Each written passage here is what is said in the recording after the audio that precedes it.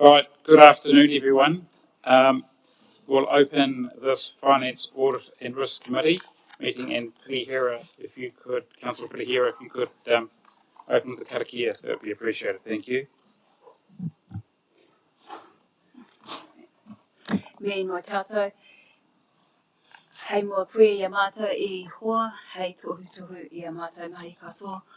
Ko koe anō hoki hei whakakahi I a mātou, kia whai karoria ai koe I a mātou mahi katoa. He mea timata, he mea mahi, he mea whakaotiroti ai koe, kia whiwhi ai hoki mātou ki te ora tonu I te mea te whaitia nei I koe, koe hukraiti hoki tō mātou ariki āmine. Thank you. Now we've got a couple of apologies. We've got apologies from Councillor Ross and Councillor Robert. And we've got Councillor Sam on Zoom. Can I have a mover for those apologies, please? Thank you, Mayor Burney. Second, thank you, Councillor Todd. All those in favour, please say aye. As against, carried. Now, Your Worship, just I understand you want to make an announcement. I do. Thank you, Chair. Look, this is our first meeting since the weather events of Friday, and being our first public meeting, I thought it would be opportune just to inform the public of where we are at the moment, and to also acknowledge many people and many things that happened over the last few days. As you know, Friday morning, we had two weather events really. We had a tornado, some describe it as mini. I think those that were probably in the path of it describe it as something else. And also a pretty major hailstorm which impacted a number of growers in different parts of Ohio especially, very significantly. The total value of these events is probably well into the millions of dollars. And I don't think people really probably understand how significant it will have cost-wise across the district. But I just wanted to first of all acknowledge those people that have been directly affected.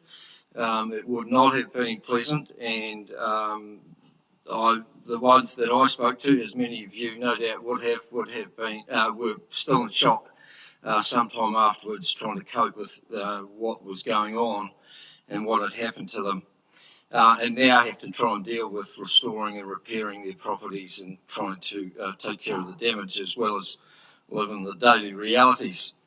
But what I did see on Friday especially was the response from within these four walls, the incident management team, our contractors, and a huge number of other organisations and people that needs to be acknowledged. The way that they immediately stepped up and went above and beyond in many cases to open roads, clear debris, and try and put tarpaulins on properties and things like that was incredible.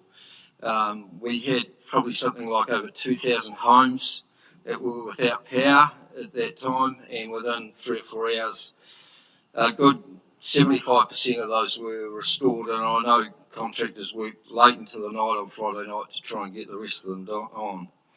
But just the way that the team were able to identify the challenges and then find solutions to them was a credit to everybody.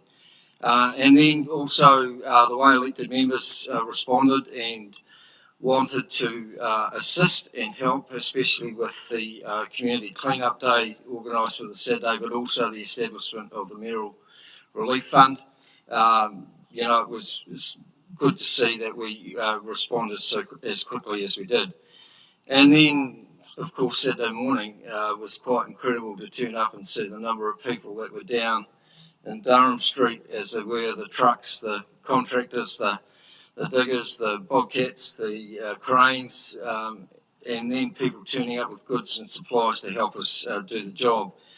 They say many hands make light work. Well, it certainly proved that case on Saturday morning.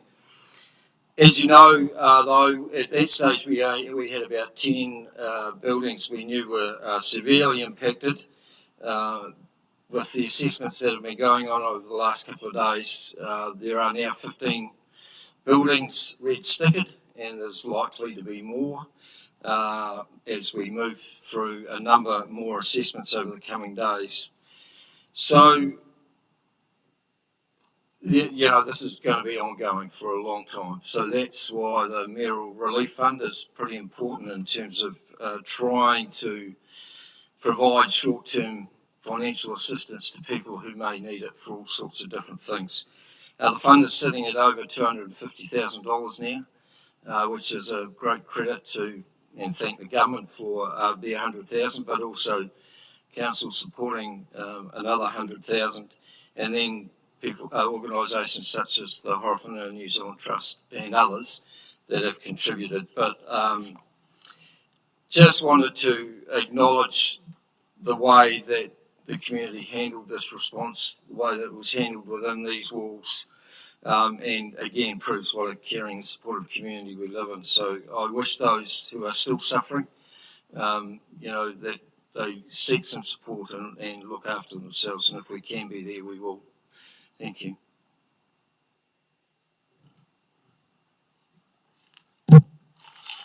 Thank you, Mayor Burney. I didn't pay much attention to the news on Friday morning that I tried to join a Teams meeting with a staff member, only to find that she was on the side of a road trying to join by telephone. So it just shows the dedication of staff. They still persisted with their meetings, although they couldn't get into the buildings. So we've actually got no public participation and no late items. Are there any declarations of conflict of interest for items of decision? There are none. Confirmation of the minutes of our previous meeting. I note that a mover, thank you, Member Jackson, and I think Councillor Victoria seconded. We just note that there's a minor amendment to those minutes, that Councillor Sam Jennings was actually on Zoom, as well as Councillor Wayne Bishop. With those minor amendments, we've got a move and a seconder. All those in favour, please say aye. Those against, carried. I've got no announcements. Our first item is item 7.1, page 7, our action list, which is in a slightly different format, and I'm pleased to see this. We can see what's in progress and what will come off and won't be reported next time. Thank you. Ashley, are there any? No. Yes, Ashley, is there any, or Grayson, is there any comments you want to make on this report? Kia ora, Chair, Mayor and Councillors. I just want to bring note to this is a slight change to the monitoring report you'll see. This will be a standing item on the FAR agenda. When action items have been completed or tasked blue, you'll no longer see those items reappear. Those that are in orange, transfer. If there is a transfer to council meeting, you'll see that item move to the monitoring report for the council meeting. That is all. Any questions? Any questions? Councillor Pitahira? Just for those ones still in green, in progress, I wondered, the year's nearly over, but was there a due dates?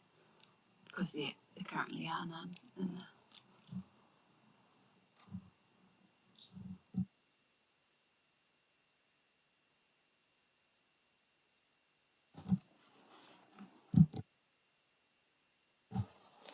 Through the chair, I think that's some work we can do to ensure that when there is a resolution or when there's an action, we're really clear on the time frame for it to be completed. So that's something you can see in the next agenda, and we'll improve the monitoring report. Thank you, Chair. Just around the digester, and we know that I think it was mentioned very early on when we were down to one, and the extra strain, the second one was taken on board, and I see we're still a number of months away from having that repair complete, or to be fully operational. Well, as far as the risk goes, what happens if we are down 2 digesters?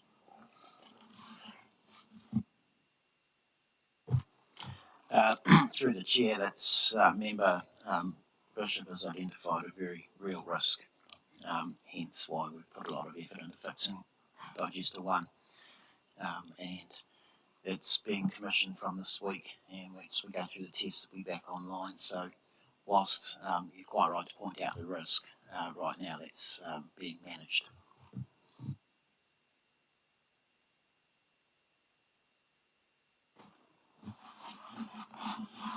Sorry.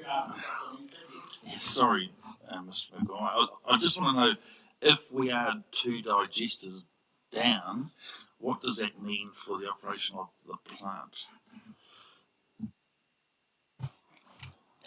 It does mean the plant ceases to work correctly, and we would have to go into emergency provisions.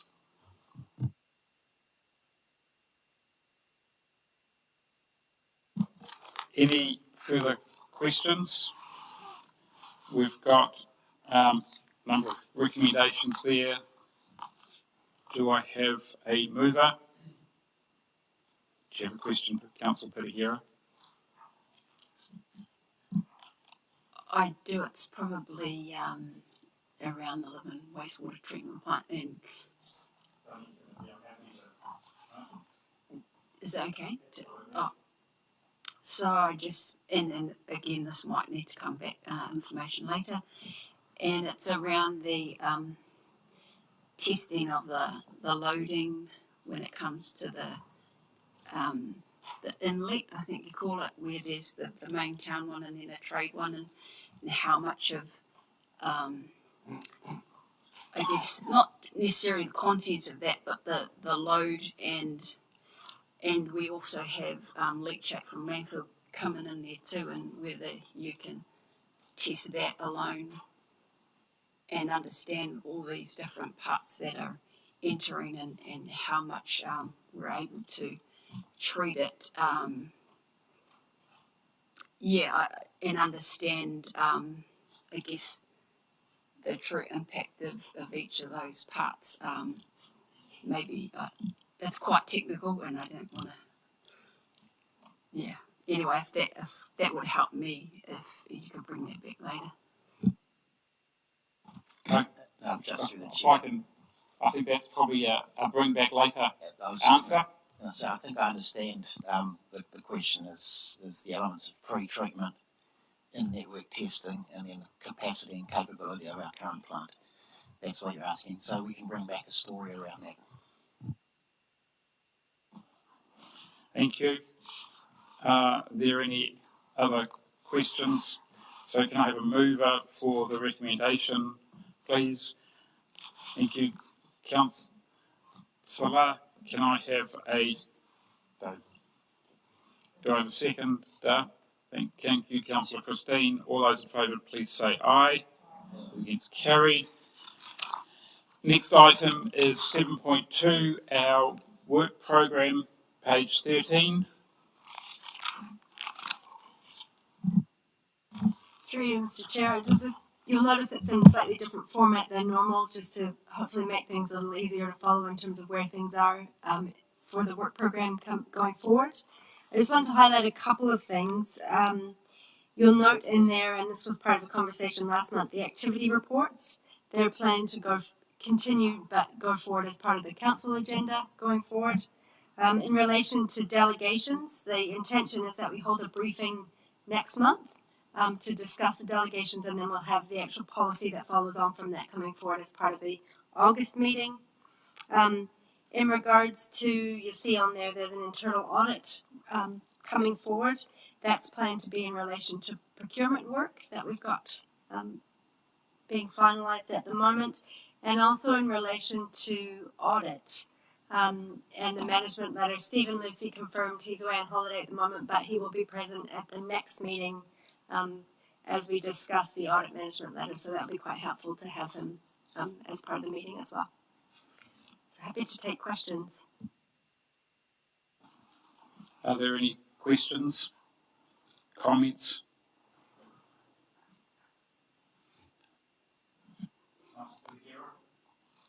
Just for number 22, you usually ask these. What does the PwC mean? Sorry, good point. Acronyms that we forget to do sometimes. PricewaterhouseCoopers. Sorry, yeah. This goes with the territory price, but PwC, as they are known in the industry, are the generally are the local government specialists in tax. So they'll be looking at compliance with what local authorities don't pay tax. There are other tax, in terms of income tax, there are all sorts of taxes that we're liable for. Thank you, Councillor Joe. Thank you, Chair. And through you, just with that off-track item number 6, the audit letter, what's the risk with the delay in that, and what's the impact on the work that we as council have to do with the delays that audit are imposing on us by not providing that letter on time? In relation to that particular letter, what that does is it gives us an outline, or gives this table an outline, and us as officers an outline of how they're planning to do their audit work, and also gives us an indication of any fees that they're planning to charge for their audit. Last year, because the letter was so late and we had a number of issues to work through with audit, they agreed not to increase their fee. And I think given where we're at in terms of this year, we'd be hoping that would be a further negotiation for this annual report as well. From our side, we're continuing on anyway. At this stage, we're planning to have the audit in December. They'll be here. They normally would come for an interim and a final audit. They're going to be here just for one visit, all in November, December. So from our side, we're boxing on anyway. And we'll be doing some good negotiation in terms of fee once we do receive that letter. Can you comment on what the delay actually means for this council in terms of adoption of an annual report, and also any implications for your finance team in terms of actually having to do work in November, December, when you're expected probably doing other things?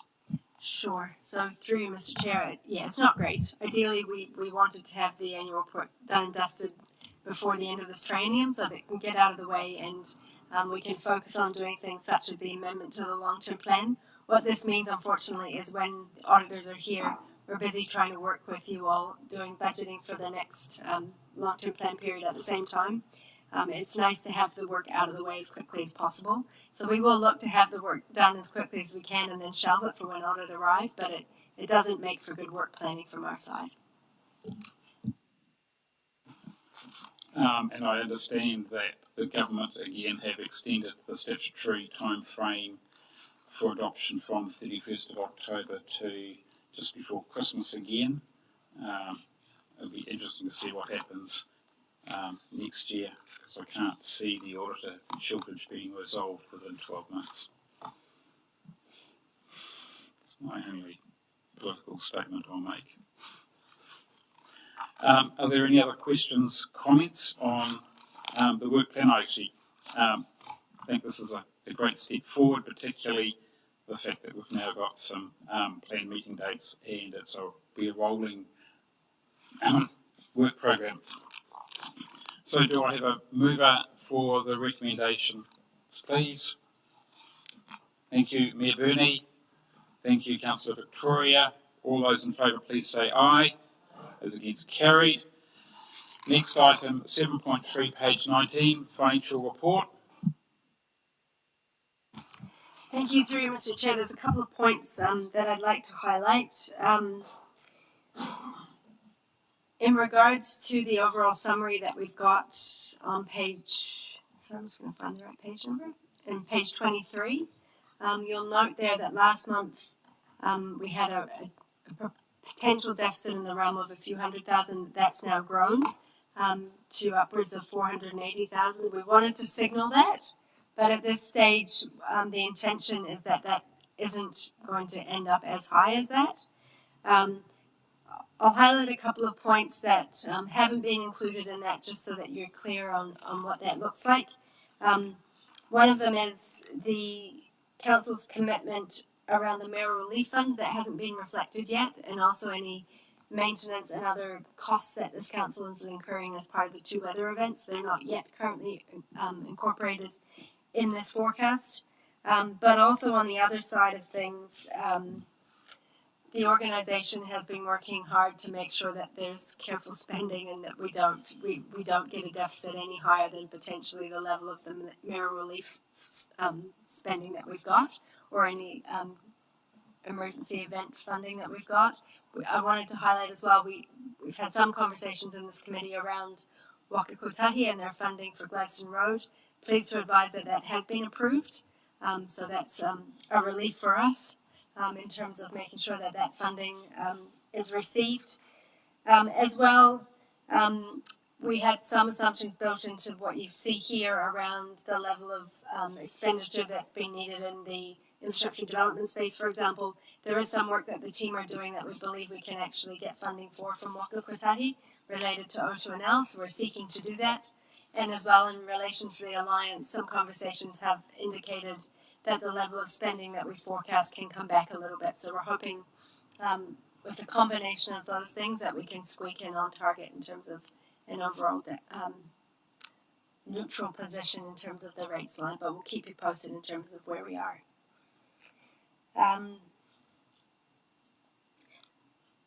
As well, just want to highlight a couple of errors in the report, so you can see those as well. When we discuss the water supply on the forecasting page, we indicate that water meter income is expected to be $262,000 down. As part of finalising the report, there was some further work done that indicated that that isn't going to be nearly that high. It might be a maximum around 100,000. That's reflected in the numbers, but unfortunately didn't make its way into the description. So apologies for that. And the last one is around on page 22. When you look at the total surplus deficit, we say it's 4.1 less than the year-to-date budget, but it's actually more. So apologies for that. And as well, there was some conversation around loss on sale. So just wanted to highlight in relation to sales of properties that we've had two. Those are the endowment land and also a gain on the sale of Clyde Street. So we made a $181,000 gain on the sale of Clyde Street. We did make a loss on the sale of endowment land. So the net of the 181 gain on the sale of Clyde Street and 131 in terms of a loss on the endowment land. So just wanted to highlight those two things. Are there any questions? The question was just in relation to what is the endowment land?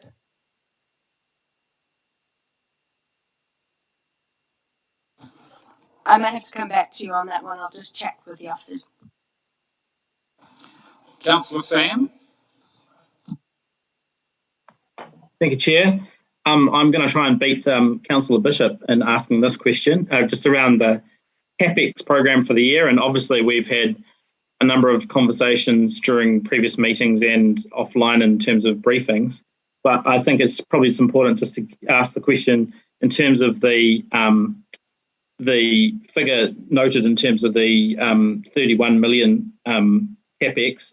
Are we confident that we are through various committed work and work underway that we're going to hit that? I'll just jump in and note that there's not a high level of confidence on meeting that $31 million. It's somewhere between 27 and 31, but it's probably closer to the high 20s than it is being 31 at this stage. Thanks, Jacinta. Are there any other questions? Just on that loss on sale, I assume, can we just, when you provide that information, I assume that would be a book loss, not necessarily a cash loss. So just to clarify, that we actually haven't lost cash. It's actually, so this is the value that we've got in our books. It might not have actually cost us that, but through the revaluation process, I think would be useful clarification as well. So did I beat you to the punch, Councillor Victoria? Oh, good. Did he hear it? Just page 23, the water by metre. I wondered if there's some narrative around why it's 262,000 down. The obvious thing is people are using this that have meters, but what's driving that? Do we know? And will it happen ongoing, or is this just a one-off? Yeah, apologies. That was what I mentioned earlier, was the wording didn't actually get into be reflecting what the actual result ended up being. Originally I had thought it was 262 down, but it was down by a fair amount, but then there was a few commercial properties that hadn't been built yet, so it ended up being a little bit closer to where we thought things would be. The maximum we think it's going to be at the end of this financial year is 100,000 potentially.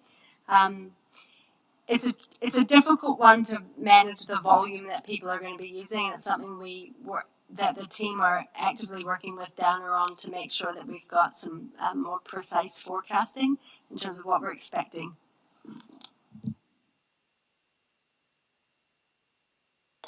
Any other questions? Right. Okay, with no further questions, can I have a mover for the recommendation on page 19, please? Thank you, Member Jackson. Thank you, Councillor David. All those in favour, please say aye. This gets carried. Last item, 7.4, page 39, our risk management status report. Coming back up, thank you, Ashley.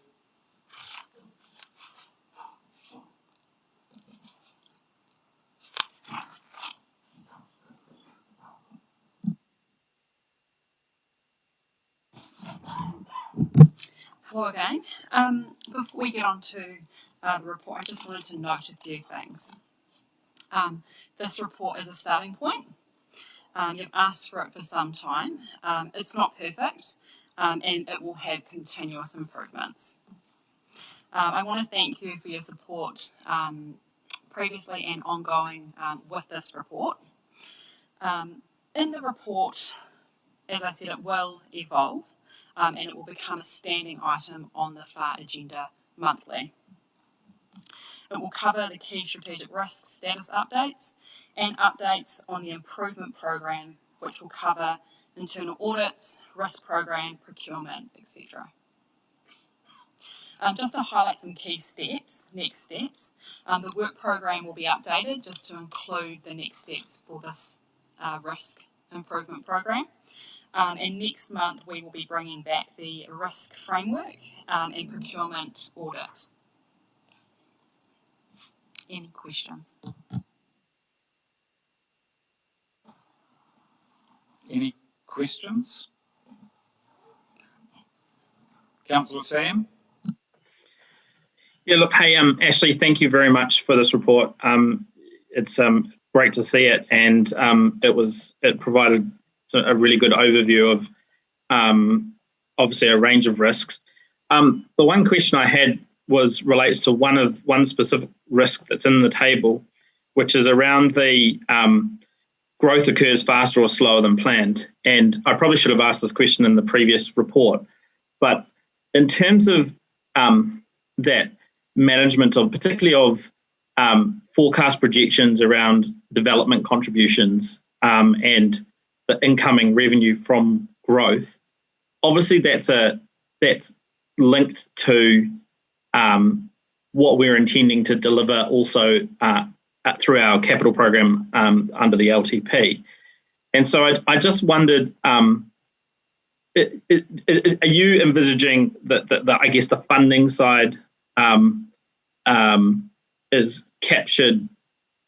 I guess I was keen to understand how we're going to, I guess, really carefully monitor that particular issue or that particular risk. I know that it comes through in various pieces of reporting that we do get, but that was something that we particularly raised at the time of bringing in the development contributions policy, was having that sort of steadfast, consistent monitoring to make sure that we're tracking okay. And obviously this year there's been a bit of we haven't collected as much as we forecasted, simply because of the timing of when certain actions are happening within that growth space.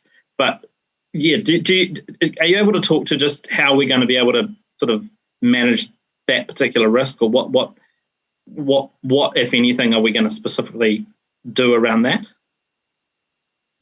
I can talk to that, and maybe Brent and David may want to jump in as well. So I think there's a couple of bits in relation to the growth space in terms of the number of properties. That's something that gets reported through Mr. Maguire and Mr. McCorkindale's regular reports in terms of how we're tracking in regards to the number of consents that we're expecting. So it comes through in that space.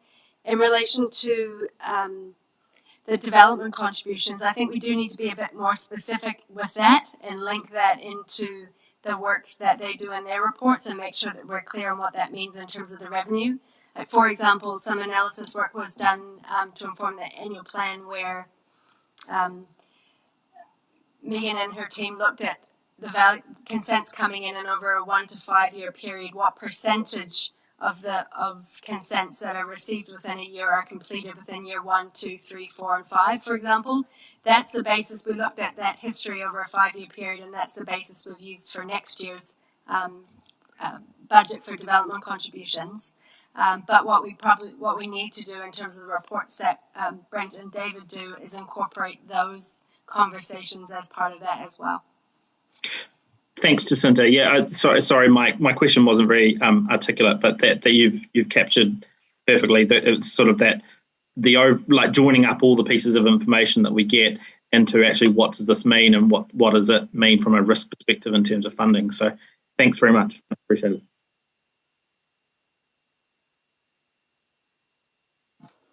Any other questions, comments, questions on the risks that we've identified, we collectively and staff have identified in comments on pages 41 through to 45? Are there any comments, questions on that?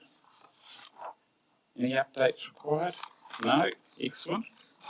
I mean, I'll just reinforce what's been said. I think this is a good first step, and I look forward to our next meeting. We will bring back the next step. So the question I have actually is we talk about our risk policy on page 47 and our insurance strategy on page 51.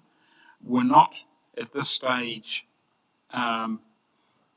resolving to bring those back recommended to council. So what's the process going forward in terms of actually formalising both those documents? So these documents will both come through to council for adoption. At this stage, they are just in draft form, so they will come through to council. So will they come after this meeting to council, or they will come after the June meeting when we've actually refined them a bit more? What's your intention? Some of the thinking is it'd be nice to have all the pieces and then you adopt them all in one big hook. But what we wanted to do was signal the work that we've got ongoing so that you know that we're in progress in terms of what needs to be done. So just to clarify then, the way I understand it is we will actually see all the documents together as a committee, then we'll be recommending them to council. Is that potentially the way it will work? Correct. That's brilliant, thank you. All right. Therefore, I'm actually very happy, and I'm actually happy to move the recommendations. Do I have a seconder for the motion? Thank you, Councillor David. I think Councillor Todd might have actually had his hand up and I missed it. So, all right. Share the love. Yeah, share the love. All right. All those in favour, please say aye. Those against, carried.